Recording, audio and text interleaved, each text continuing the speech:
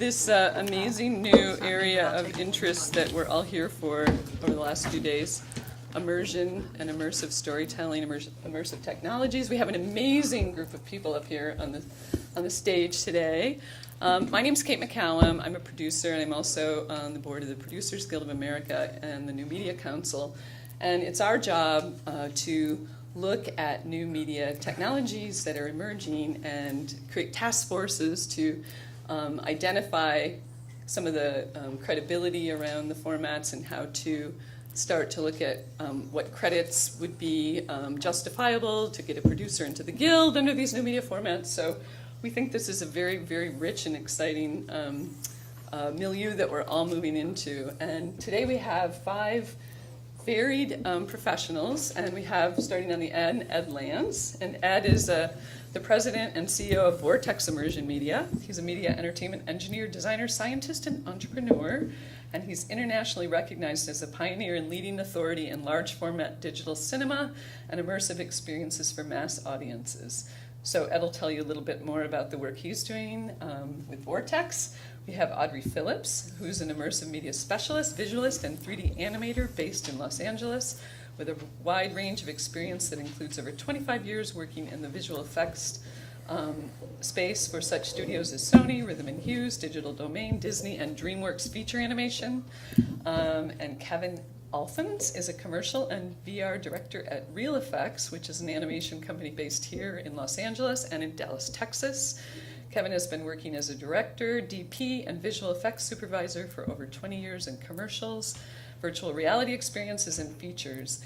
And Real Effects has been very active in the VR space, creating such experiences, destination inspiration for Hilton hotels, Porsche Can Wait driving simulation for AT&T, GE's 360 VR, My 360 with Chris Bosch of the Miami Heat for Samsung, and on and on. So Kevin will share a little bit more about what they've been doing. And then Brent Young is the president and creative director for Super 78, a new media design and production studio in Los Angeles that develops and produces award-winning branded entertainment and educational experiences for the most admired theme parks, attractions, and museums around the world, including Movie Park Germany, Universal Studios Singapore, Busch Gardens, and the Happy Valley Theme Park in Shanghai. And then Marcus Bayer is with us from Austria, and he is the CEO and owner of Attraction GmbH. Attraction covers a group of innovative companies creating media-based attractions and turnkey solutions for entertainment and leisure venues. Marcus started in themed entertainment in the 90s as a lighting designer, and today he's one of the world's leading attraction producers with more than 250 attractions realized all over the world. So what we're going to do next is each of our illustrious professionals here are going to give about a 7-minute introduction to what they do in their companies, and then we'll have a few questions, and then we'll open it up to Q&A from the audience. So Ed, if you want to start, that'd be great. Thanks. Sure.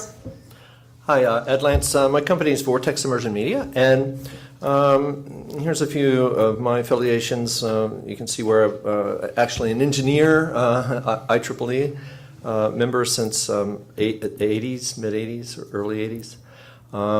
More recently, producing, directing, joined the PGA, been very active in SIGGRAPH over the years. Also formed, co-founded Immersive, which is an immersive media trade association, and I serve on the tech committee of the Giant Screen Cinema Association as well. My specialty is what we call digital domes, full dome theaters. I got into VR in '91, and I just realized, wow, this is going to be tough. You have a $1 million SGI computer and $50,000 headset, and like there's really almost no commercial application. But on the other hand, there's 3,000 domes in the world and already built in planetariums and science centers. So I got busy converting these domes to immersive visualization environments. And so now there's about 1,300 of them around the world that are digital. There's also a lot of domes in themed entertainment. Giant screen cinema they're still using film, 70 millimeter film. A lot of the work we do are events domes. However, we aspire to build out these theaters as like group virtual reality cinema environments, and with also interactive. So I see the domes as a sort of a tour bus through virtual reality. You can have a navigator taking a whole audience for a ride, and we've done domes up to 3,000 people. So this is a large instantaneous field of view, more than a headset. But we see this as part of an ecosystem. You have the out-of-home cinemas in the film world, and you have the at-home movies. Same thing here. You have the out-of-home, large VR cinemas, esports arenas, like that, and then you have the at-home hand-eye interactive one-on-one kind of experience. So this is a continuum. As you know, there's lots of 360 cameras coming out now, which is awesome for us because this has been very difficult shooting in 360. And now a lot of smart people and a lot of investors coming in. What we're doing is we're producing in a full spherical format. Also real-time 3D we do in the domes as well. A spherical format can be laid out as a equal rectangular lat long, or it can also be, in this case, rolled out as a polar frame. And this is called a dome master in the dome business. So, I've been active promoting this format for a lot of years. We did a VR Village at SIGGRAPH last year, which I pitched to SIGGRAPH and co-chaired along with Denise Quinnell. And we actually, we put in a 30-foot dome, and we were actually able to have lectures. We had DreamWorks in there talking about their Dragon ride as they're showing it on the dome, so a whole large group of people could see it at once, instead of having a headset on every chair. It's pretty cool. My goal was to have someone do a talk with the headset on while they're navigating the audience through their world. Nobody wanted to take that on, so maybe this year. And we curated in 74 different experiences, including live dome performances, a couple of live performances, and lots of 3D interactive stuff. We had a 11 by 11 meter nomadic VR arena, which was super cool. Untethered VR, walking around, interacting with things. Oh my God, I love it. The kind of projects that we do typically that really make money here so far, the breadwinners are experiential marketing, and I think this is also true in VR, is that it's branded kind of promotional kind of stuff like that, promoting a film or a TV series, or transmedia kind of an additional experience. So this is a 4D theater we did for NBC Universal. We won an award here at Digital Hollywood last year for that. That's what the bottle of wine is. I think someone might have drank it, but so it's a little 50-seat theater of with wind and 4D effects like that, right? So it was a pretty cool experience. We also did one for Meatwad at Comic-Con, which was also quite cool. The talking meatball experience.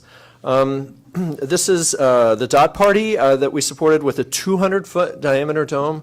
It was for the founder of Minecraft and 3,000 of his closest friends. We did Skrillex, Diplo, DJ Snake. It was an EDM party, and we trained about a dozen animators how to produce in the format.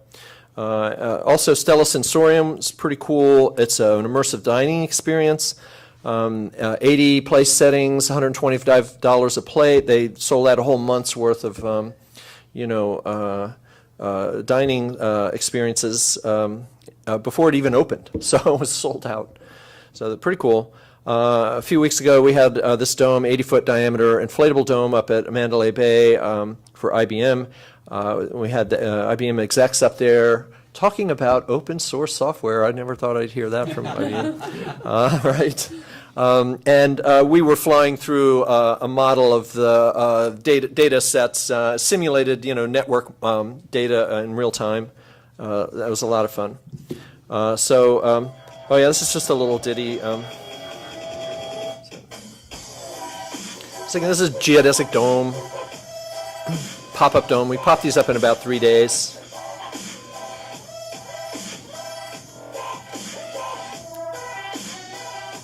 Cockroaches, that was fun. We worked with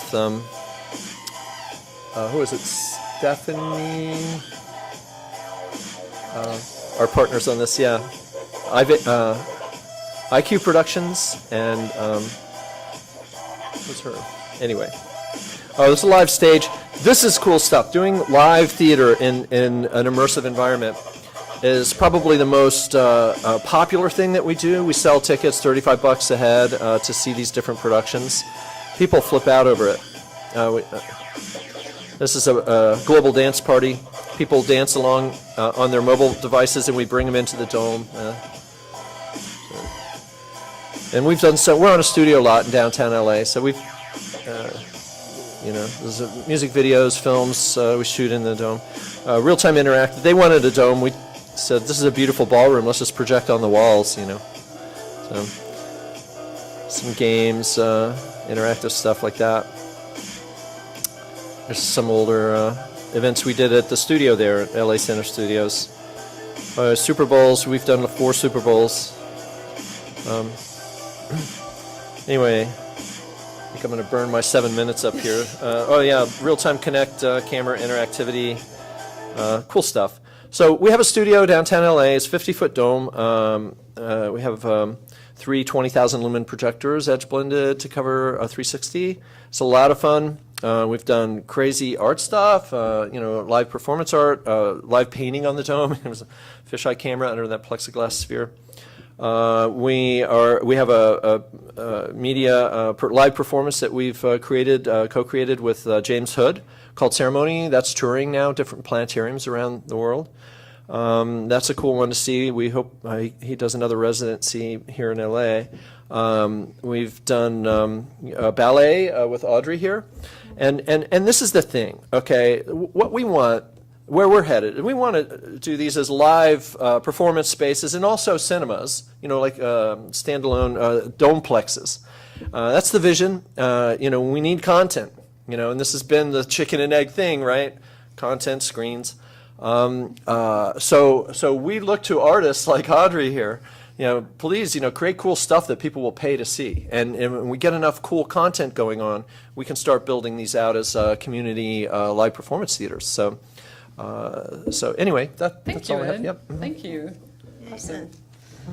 So next, we're going to have a quick technical transition, and Audrey's going to speak a bit about her work in both full dome and VR and AR.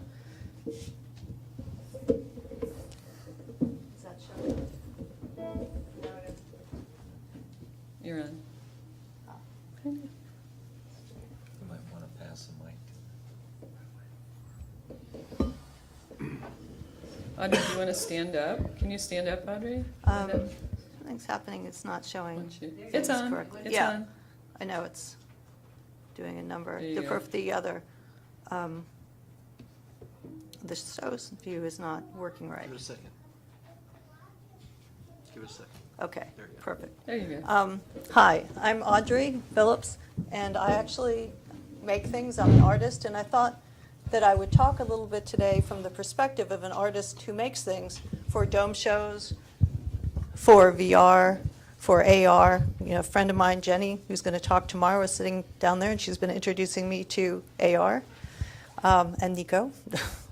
So I thought I'd talk a little bit about the software that I use and how this happens. So let me start going. I definitely consider myself a visual poet. A friend of mine the other day said, that sounds too arty, Audrey. You should call yourself some kind of meditative, immersive media special on the ecosystem or something. And I said, I think I'll stick with visual poet, though a lot of times my work does work well with kind of more meditative situations. I do also like to work with musicians, performers. At the Vortex Immersion Dome downtown, I had the pleasure of doing something with Steve Roach, a whole concert. And these dome shows, interactive dome shows with performers, work really, really well. Let me see if I can get to the next slide. Okay. Let's see.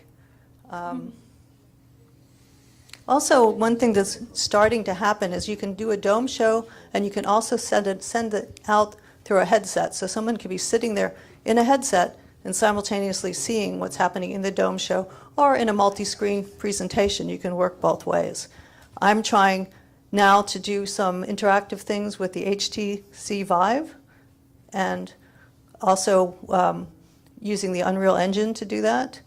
A platform that I use a lot of is Touch Designer. Actually, Touch Designer is in the Vortex Dome. Sometimes we'll even use another platform called Resolume, which is a kind of a no-brainer, but excellent for VJing, because a lot of times what I'll do for a dome performance is I will VJ it. I'll make a lot of animation clips in either a program called Maya or in Touch Designer, which renders out. Both of them will do rendered sequences and can composite in After Effects, etc.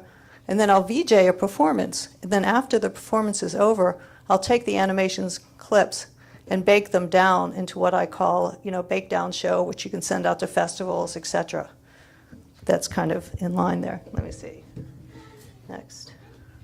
So as an artist, I do believe in multi-purposing my work, because it takes so long to render out things, to make things, so that when I make something in a 3D package, say I'll take it and I'll render it out for the lat-long shader, right? Or I'll render it out for a dome show, or I'll render it out in a single screen format. So I'll make sure that I render everything I do in 3 different ways, so that I can use them in 3 different ways. Being a CG artist, it's a lot easier than being a live action artist, because I do have that leisure of taking what I've got, taking the animations I make, and rendering them out differently. Let's see. So like I said, I use Autodesk Maya. I use Touch Designer, which is really a real-time animation performance platform.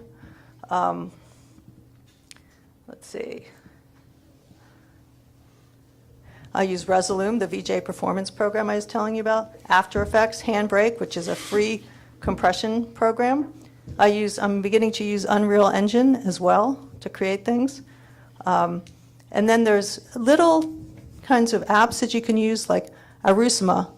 It's a free app for creating AR, and I'll show you some things in a bit. Let's see. Touch Designer, which I'm talking about, is created by Derivative. It's a popular platform used worldwide, actually, for interactivity and real-time animations, as well as rendering out animation sequences. They also have a node in there so that you can use that node to send out what you're doing, your real-time performance, into an Oculus or into HTC Vive, into kind of any HDMD headset you want. And that's kind of the interface of Touch Designer. You can see basically it's a node-based thing. The networks can get very complex. This guy is angelic, a guy named Andrew Hazelton. He gives out free shaders. I use his lens shaders in Maya to create dome renders, and also to create VR renders, and also to create stereo dome shows, as well as stereo VR renders. I really believe stereo VR is really, really powerful. It really gets you immersed. And Touch Designer, it can be found, a free download of Touch Designer, that the resolution is only 1280 by 1280, I think is as high as you can go for the free download, and that's in derivative.com.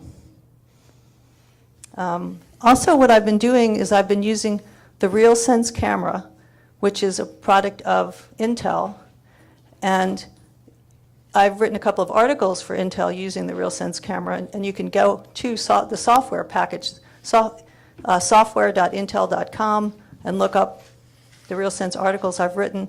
I've written a couple of them. I hope that they're very informative, and they have examples and animations that you can play as to how the RealSense camera can be used to create interactivity in a dome show, in a multi-screen show, anywhere you want. Basically, the Kinects and the RealSense camera, in some ways, all they are, they give information. They take like depth information, point cloud information, color information, and then you need an app or a program to take that information and do something with it. And I've been using Touch Designer connected with the Kinects and the RealSense camera, because Touch Designer has developed nodes to take in that information and do different operations with it. But people also develop other apps separately for these two things. So that's where you can find me, the Intel Developer Zone there. A couple of articles right there. This is just the Resolume interface. You can see I call it a wonderful no-brainer program, very easy to learn.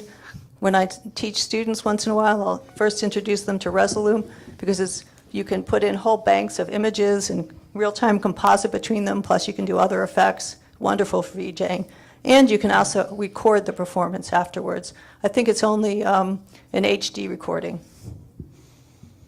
This, I'm not sure if it's going to play. I might go. It was the first thing I did in the Vortex Dome. It was a performance called Migrations. I would play it now, but I'm not sure. I might shut down the computer.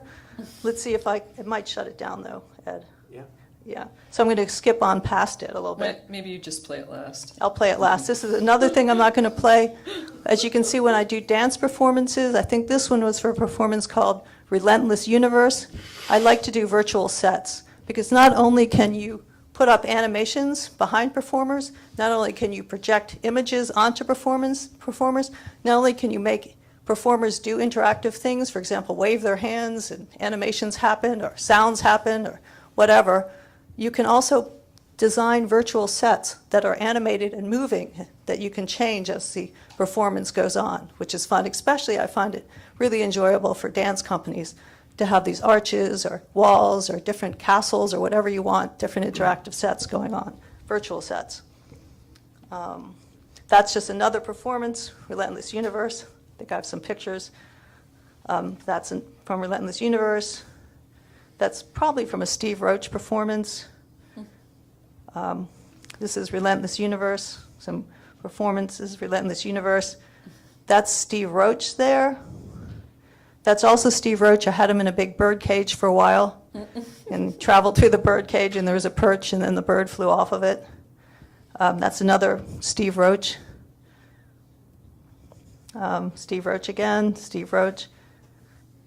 This is Dixon.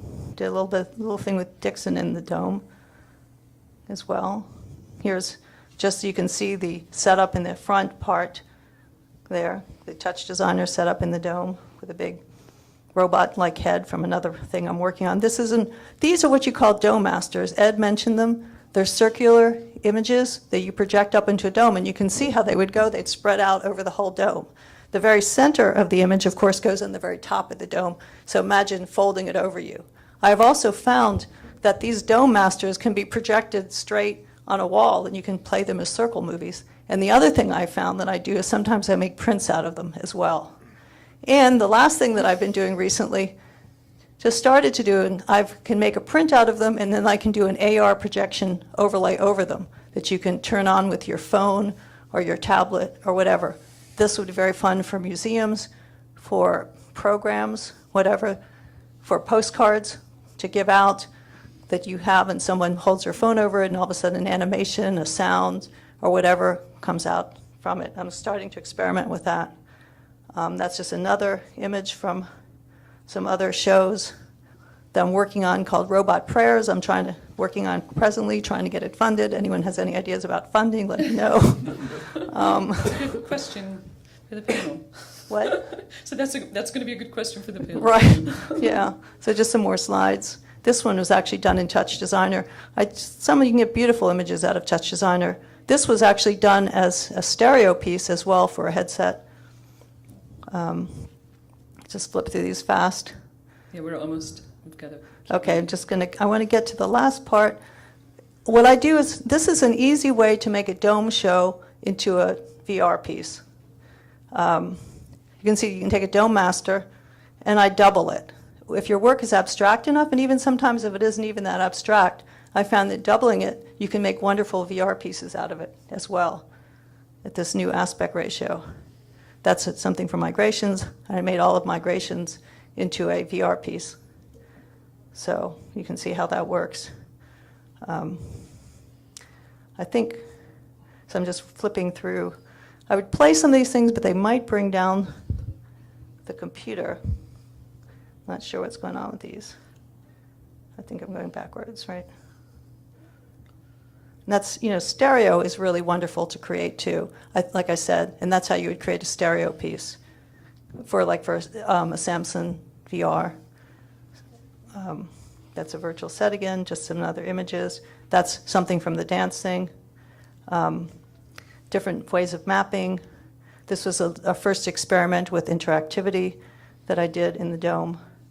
Places to put your work, Vimeo.com, YouTube.com, Video.com. Video is a very nice place to put up good quality VR. It's free. You can put it up there for free. Of course, they don't pay you, but you can put up your work for free. YouTube, the same kind of situation. And I put some of my work up on all 3 spots. Let's see, end of slideshow. So let's see if I can play one thing, if I can get back to it fast, if that migrations thing will play a little bit. Not sure if it will. Are my 7 minutes up, Kate? Okay, I'm done. Finito. Sorry. Okay. Thank you. Thank you, guys.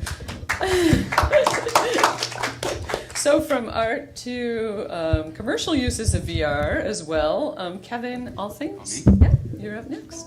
Thank you. Has anybody seen my notes? Oh,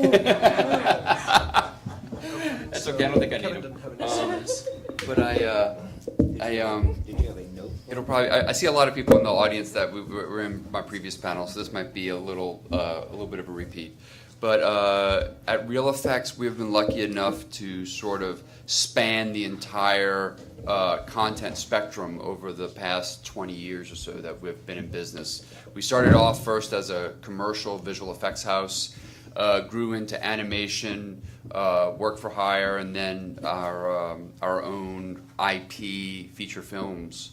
And then VR was sort of a natural progression of the VFX landscape, and we jumped into that I think almost 3 years ago now. So we've been doing it for quite a while.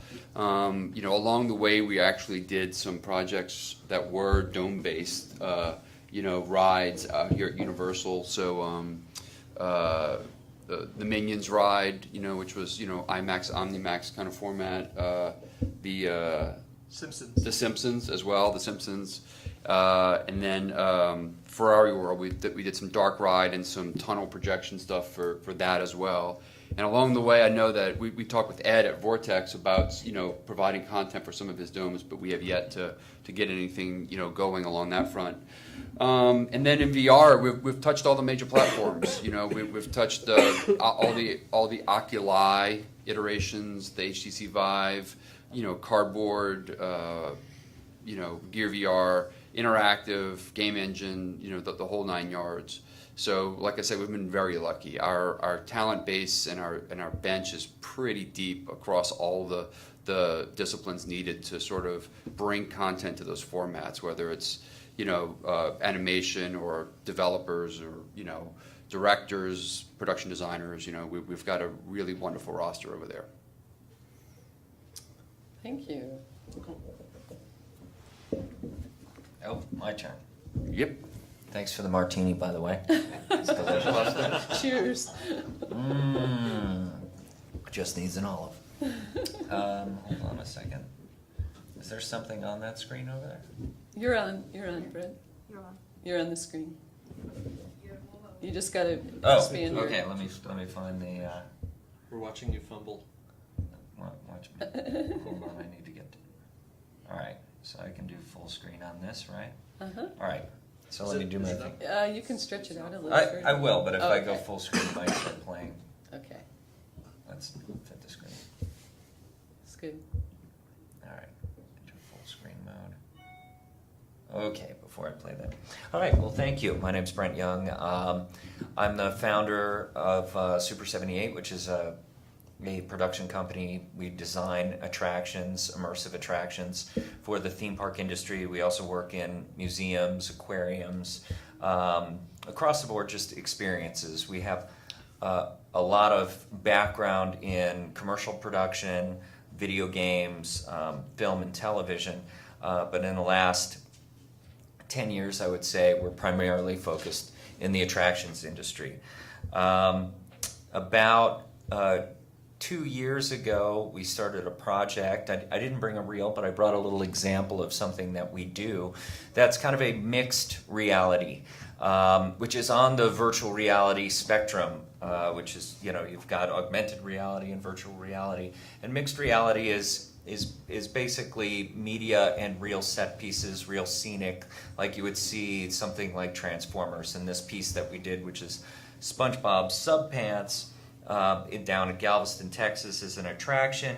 It's a mixed reality attraction where you load on a submarine and you go on a journey down to Bikini Bottom, where you meet up with SpongeBob and our friend Patrick, and we go on a wild interactive adventure. And the cool thing about this is that Patrick is a living character. He's being puppeteered live, a live digital character that's life-size, and the audience gets to choose where we're going to go in Bikini Bottom.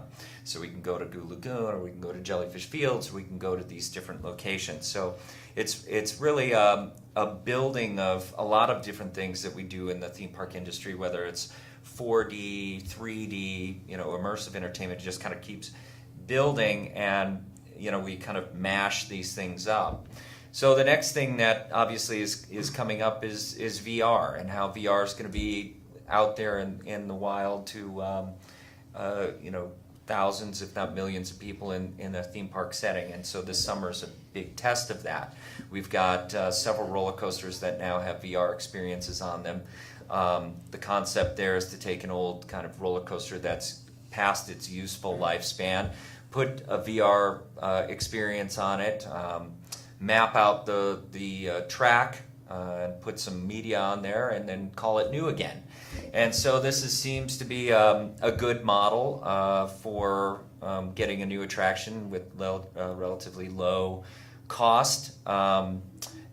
It's kind of, some people love it. Some people are there's some complaints operationally about how long it takes to get into these experiences. But it is the first, and we in the theme park industry always say that we're kind of the petri dish of where this stuff all comes from. So I wanted to show you this little piece from SpongeBob, and then I will tell you one other thing we're working on in VR. So here's SpongeBob. We are very excited to open SpongeBob SubPants Adventure here at Moody Gardens. We've had a great team of collaborators that worked on the project, Super 78, SimX iWorks, and of course Nickelodeon with the brand of SpongeBob. We're very excited to have opened this today. We have about 40,000 members. It'll be a great kickoff to a great summer season. SpongeBob SubPants Adventure is an all-new interactive attraction where our guests actually get to play a significant role in creating the narrative of the show. Which way? Jellyfish. We've created a really unique gaming architecture to the story. Our guests actually have the opportunity to instantly meet all of their favorite characters from the show, SpongeBob and Patrick, and they run afoul of Plankton. And in fact, the climax of the show is dependent entirely on our guests. It was a great privilege to work with Moody Gardens. We created an attraction with Nickelodeon that really stays true to Moody Gardens' strong educational mission. Inside the windows of the buildings are these aquariums that are filled with sea life. It's really beautiful. The kids have a great time. From the beginning, we collaborated with the creators of the SpongeBob series to put the guests into the world of SpongeBob SquarePants. It's so different than any of the other interactive attractions so that we've even seen. We're giving the digital puppeteers and the operators the tools that they can do anything they want with Patrick. Can you do this?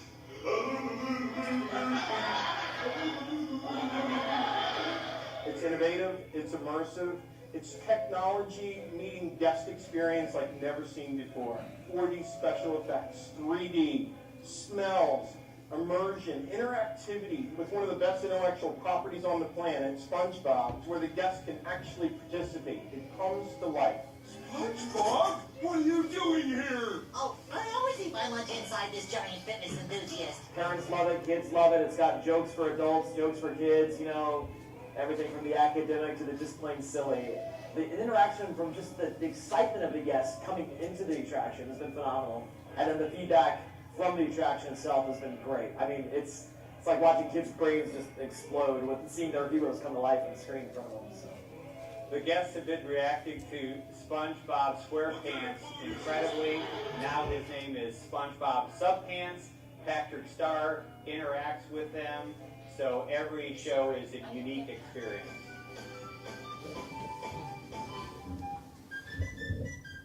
So the cool thing about this, Privileged to work with the cool thing about this attraction is we're using a live character system. So what you saw up there with Patrick, when you see him rendered next to SpongeBob, you realize, well, you know, that those look almost identical. All the backgrounds, everything, SpongeBob, all those characters are pre-rendered, which took weeks and months to do. We have enough horsepower now that we can put a live character into a scene and he's absolutely indistinguishable from the pre-rendered character.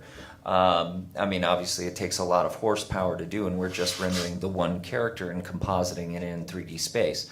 But the Geppetto system that we put together to create that kind of live performance, we think in VR is going to create some interesting opportunities. We're playing around with it right now in the studio. How do you have live characters or live branded characters talking to you in a VR experience? We've kind of developed our own character. His name's he's a famous little puppet named Pinocchio, and you can walk right up to the stage where he's performing as if it's a real puppet show, and he'll interact with you, and we'll have a live performer and he can talk to you, and it's really interesting. You can stick your head into his little puppet, where the puppet show is going on, and look around and see all the things that are happening. So we think there's some interesting opportunities there. The other thing that was kind of, well, it's been groundbreaking in our industry, is to actually do the design of these attractions like SpongeBob SquarePants in VR. So we developed a system called Mushroom, which allows us to do all the attraction building in previs. And really, I say necessity is the mother of invention. You can't go out and build a full mock-up of this stuff. It's just far too expensive. So we're able to do this all in our previs. So these are shots of us. We're doing a flying film right now. It's called Wings Over Washington. So this summer we were out over, in these remote areas in the Olympic Peninsula. We've got our VR set up, so whatever I shoot out there, either on a drone or in a helicopter, I can take the media right out of the helicopter, right off the drone, put it into the theater, sit in the theater, in the ride, watch the ride from every seat in the ride. And that gives us the ability to really fine-tune everything that we're shooting. The cool thing about Mushroom is that our clients can be anywhere around the world, and we can sit with them and ride the ride together and make notes on it and do all these things. So it's pretty cool. This is an idea of what it looks like to be inside Mushroom, where you can see all the sweet spots for the different rows, so we know exactly what the top row seeing, middle row, what those sweet spots are. These are our virtual guys that are riding the ride together. And this is some gobbledygook about how we do it. Bringing in 3D assets into Mushroom. We can do lighting control. We can do, we put all the theming and all of that in there. And we actually can do ride programming there and spit out actual show control data that will actually run the ride. So we can previs it all very, very inexpensively. We could mock up all the media, spit out all the ride programming all out of our Mushroom attraction building. So the very first one we did was in Germany, Lost Temple. And this gives you another idea of like what the controls are. So we're just using simple Xbox controller for our navigation around Mushroom.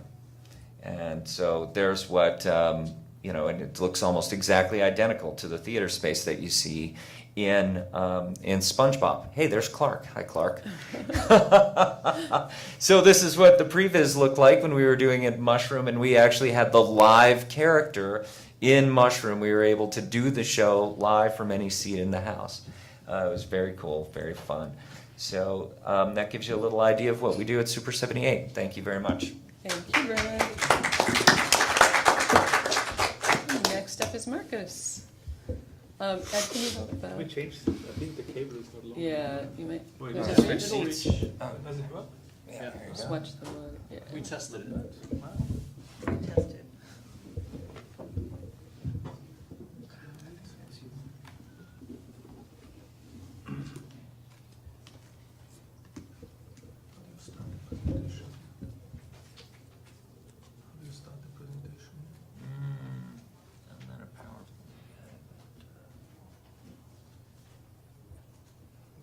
button to run the show.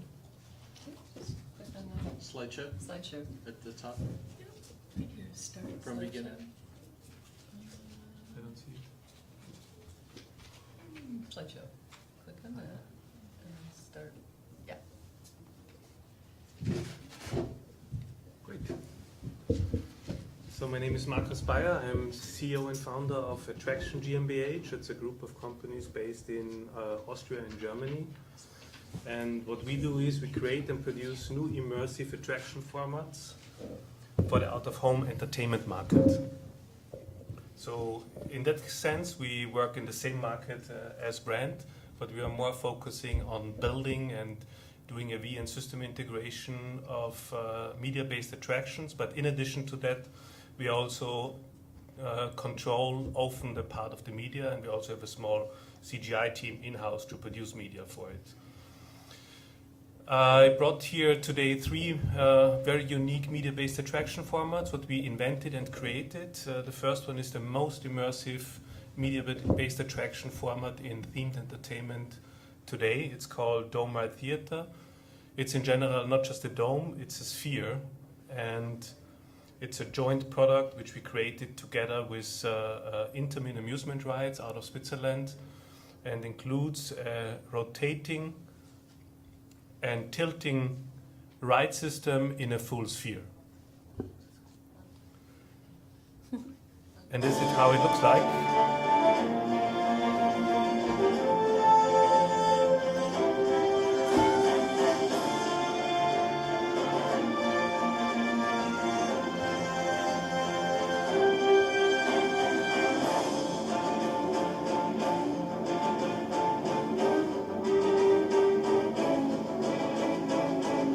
So the main difference to other formats like Flying Theater is that you not just have a projection and picture in front, so wherever you look there is media surrounding you and captivating all your senses inside the sphere. So you can also look down, can around, and you also see the face of the other participants and also get their emotions.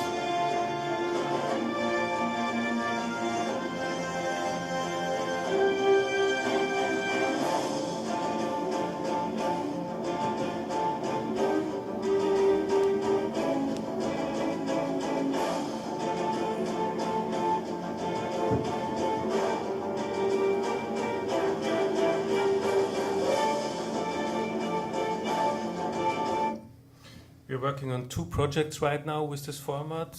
Both are based in China. The Chinese are more adaptable to new innovations, I must say. It's very tough to have something what nobody has seen before placed in the United States or in Western Europe. So it's really going more into emerging markets, what we do. So compared to these big attractions with 80 people in a full immersive dome, I just want to show you the opposite, which is like virtual reality for singular persons. So it's a small product we invented for museums and science centers where we give the chance for individuals in out of home to be immersed in a dome in a lying chair. So the lying chair has everything what a big dome has. It has several projectors, it has server, it has soft edge blending, it has auto alignment, and it can include all the typical 4D effects like wind, sand, vibration, even water splits if you like. And we also add biofeedback sensors that you can run programs which make use of your health state.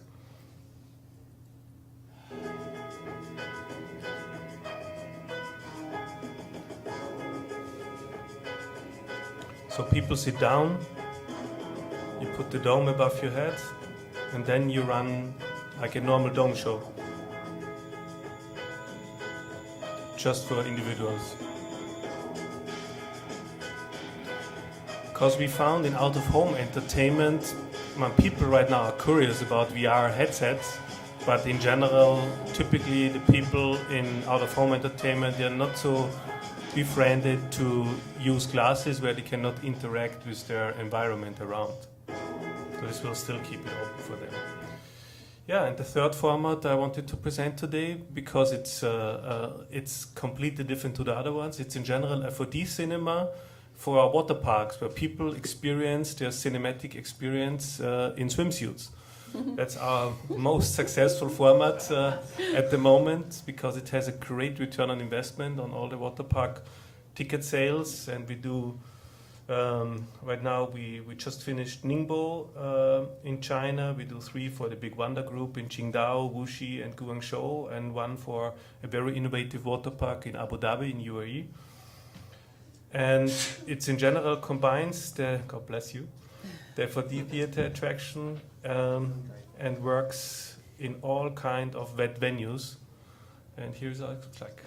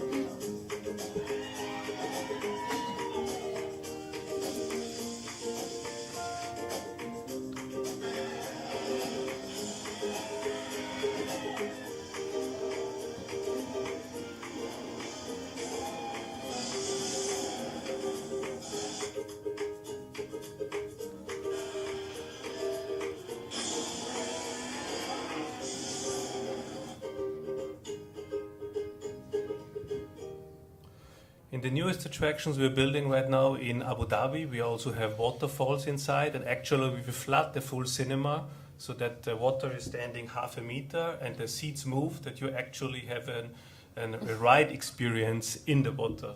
So I'm very excited to see it. The first one is opening in September in Abu Dhabi. Whenever you make it to Dubai, you need to check it out. What we also create for our attractions, so we partner with different companies in producing media, but we, as I said, I also have a small CGI studio in Austria because we have lots of typical 4D theaters and now also a couple of Cinesplash where we need constant change of media. Because, for example, also the water parks, they do not have so many tourists, you have locals, so you need to have a variety of content. And the content what we use is typically not so high-end animated. It can be a little bit simple, but it's nice family-orientated story.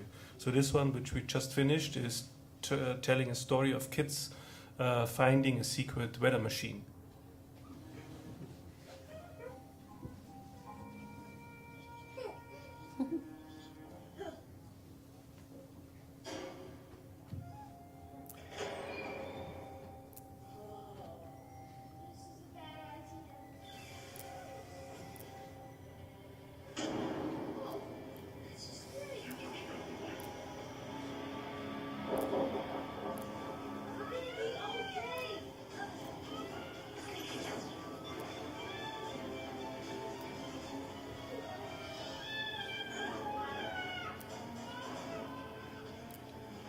So in these movies you have the ride scenes where you actually can program the motion in the cinemas perfectly to it.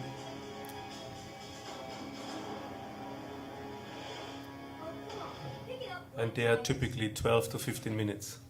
Yeah, that has been the 3 formats I wanted to present today. So if you check out our website, you can see several more. And I hope it was inspirational. Thank you.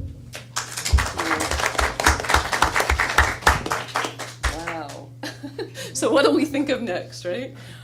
We have about 5 minutes left, so I want to open up to the audience for questions. I have a question that I'll end up with, but I'd love you to have a chance first. So, Phil, hi.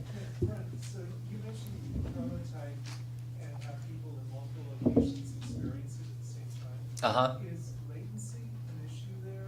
Actually, no, because we're using the same game technology that's based in Unity. So the way that we're doing it is everybody has the app running on their individual machines, and we have a centralized server where they're just downloading the media files for the day, and that way there's no latency issues whatsoever. And it, not synchronized. what's that? They're not synchronized. They are synchronized, yeah. Multiple locations. Yeah. Yeah, they're synchronized over just the same game technology that you would use for any other synchronized massive multiplayer game. dome and the artwork for the dome as used as scenery behind a show. Right. Is there a way to project it so that the performer is not taking out the scenery? In other words, it's being projected on them. Can it be rear projected? Yeah, when it gets. Yeah, there's, it gets a bit more expensive, but absolutely, it can be rear projected. And our holy grail, our ultimate goal, is to have a projection map stage blend seamlessly into an infinite projected environment where you can't tell where the 3D environment ends and the stage begins, and you're just in this infinite space. That's the illusionary goal. It can get a little expensive to do that, and we do front projection here in LA. You have to get creative sometimes with that because, yes, the performer, if they're in the scene and interacting with the video, they're being projected on. Sometimes we'll put stage lights right into the projections, The other actually. thing you can do is build in some masks. If you want to like project just on the performer, you can build in some masks into the animations or whatever you're projecting behind the performer. So then you can just mask the performer themselves and do all kinds of animations and masking and all that stuff that you see right on the performer, which is fun. I was actually talking about the opposite, so that it would take the place of a scenic design in a live. Yeah. Yeah, the other thing that we've done is you can project these days at very skewed angles, and you can have projectors behind the stage coming from very sharp angles and fill in so the performers can get quite close to the screen but still not cast a shadow. Right. Yeah, and also you can actually have sculpture, as well. You can have the virtual sets that you're animating and playing with, and you can also have real things that you're mapping, real stage sets and things that you're also mapping onto. So you can use a whole kinds of different projector setups to do this with. What's interesting though is like the eye is used to seeing shadows behind people, and it's not as distracting as you might think. Go ahead. I have a show going on tour, a live theater show that will be in legitimate theaters. Would you be able to build a semi-dome as the backdrop so the projections? Yeah, absolutely. We would love to domify your show. How long is the setup? It's about 3 days for a medium-sized theater, maybe a little longer. I'm talking about building the entire theater. I'm talking about going into like the Pantages, and they have a 40 by 60 stage, and I wanted a semi-dome in the back to project and have the performers in the front. Yeah, I mean, we probably should talk about that offline, but briefly, I mean, the issue with that is that if the dome is up on the stage, you're still not immersing the audience. Really what you want is for the projections to come out the walls, and in a case like Pantages, I might just want to project right on the walls or put up a big scrim or some other kind of thing so you really get that sense of immersion.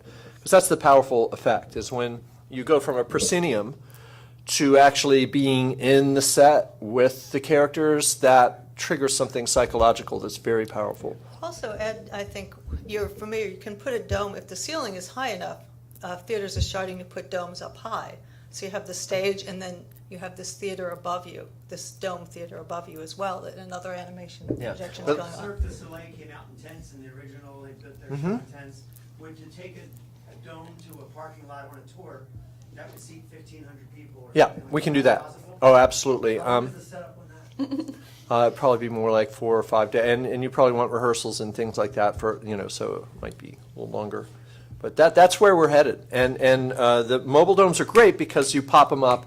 Ultimately, we want a global, theaters, the chain of these spaces, 1,500 seats. Your theater downtown Yeah. is how big? It's only a 50-foot dome, so 130 seats at most. We call it a 99-seat theater. Okay. I have a question for Mr. Baer. You talked about having a theater, a spherical theater. Is that a physical spherical theater or a VR? No, it's a real built physical sphere. Wow. So how do the people settle there? So they enter in the mid-level on hidden doors which open and close. And in general, it's like a normal dome which is perforated where the speakers are in the back. And the projectors project through small holes to the other side. Okay, I have 26 one last question project. for you all. I hope that's okay. It's 2020. Where is your company? What do you want your company to be doing, or you doing in 2020? Kevin, you want to start? Of course, me first. Let give them time to think. You know, I really, honestly, I hope we're doing the same thing that we're doing now, which is like a really healthy, you know, horizontal integration across, you know, mediascapes. I mean, the mediascape is going to be radically different. We all know this because it's, you know, it's changing so fast. But I hope we're sort of just in that same, you know, strata. Awesome, thank you. We will definitely going on, and I hope we can go on till 2020 by being that innovative, by inventing new attraction formats and bringing them out to the market, maybe also to the United States at one time. Can I change my answer? I'm hoping to be on a beach in Hawaii sometime in 2020. Maybe Maui. Martini. Yeah, exactly. You know, I think it's incremental with our industry, right? You know, we're seeing, you know, with the theme parks, we're layering new things on top of, you know, technology. So I have a feeling that VR, you know, it will prove itself out eventually when we get some of the operational issues taken care of. And, you know, we're doing these panels. This is the third panel I've been on this week. So, and two of them have been about VR. And, you know, every conference I go to, there's something new to learn. There's some new exciting technology. The VR Arcade conference that was just up in Mountain View, there were several little things, nuggets in there of how are we going to fix this for a mass audience. So I really think, you know, we're going to have something very, very, very different in you know, in the 2020s for what we do in theme parks. Well, I think I would like to continue on with what I'm doing a lot of performances, doing a lot of art, not aim more as the art, theater, performance direction, VR, live action, live performances, etc. So often as an artist, I end up doing everything myself. I've got my computers in my living room, and it's kind of more like a computer room than a living room, and I render everything out. So I'm really looking for some other artists, collaborators to work with, to create these extravaganzas with, and hopefully we'll have ourselves more on a good financial basis so that we can pull off all these things. I know that Ed and Kate are interested in working with me more and making shows and doing things like that too. Thank you. So I'd love to continue on. We have a show immediately planned that we're doing with some dancers as well. A couple of dance companies I'm trying to work with now, some small dance companies. Trying to get Intel perhaps to fund this. I should tell them that, because I'm going to write a third article for Intel and going to connect it with a dance performance and hope that that encourages them to fund a bigger performance. We'll see. Nice. I would like a chain of live performance domes and lots of awesome content. Thank you. Thank you to each of you. You were fabulous, and continued success. And thank you for coming to the panel. Enjoy the rest of the conference. Thanks, Kate.